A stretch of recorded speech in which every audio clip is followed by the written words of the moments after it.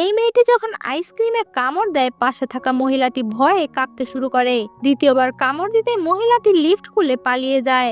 মেয়েটি মনে মনে ভাবছিল, আরে আইসক্রিমে কি এমন আছে যে সে ভয়ে এভাবে পালিয়ে গেল। সে বাড়িতে আসলে তার না মেয়েটি এসেছে ভেবে বলতে থাকে সবজি হয়ে গেছে, এখন শুধু ভিনেগার প্রয়োজন।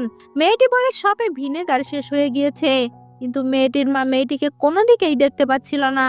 মেয়েটি যখন তার বাবা ও ভাইয়ের কাছে যায় কিন্তু তারাও তাকে দেখতে পাচ্ছিল না। তখন মেয়েটির সেই মহিলার কথা মনে পড়ে। মেয়েটি আয়নার সামনে যায় আর সে দেখতে পায় আসলেই সে ইনভিজিবল হয়ে গেছে। সে তাড়াতাড়ি ফোন বের করে তার বয়ফ্রেন্ডকে কল দেয়, কিন্তু তার বয়ফ্রেন্ড কোনো আওয়াজই শুনতে পাচ্ছিল না। ফোনে কথা বলতে বলতে যখন ছেলেটি বাইরে আসে আর চারদিকে দেখতে শুরু করে, আর তখনই তার হাতে মেয়েটি স্পর্শ করে আর মেয়েটি ছেলেটিকে জড়িয়ে ধরে। সব থেকে ফানি মোমেন্টটা ছিল ডিনার টেবিলে। মেয়েটি যখন চিকেন হাতে নিয়েছিল তখন ছেলেটির বাবা দেখতে পায় আরে চিকেন তো হাওয়ায় ভাসছে।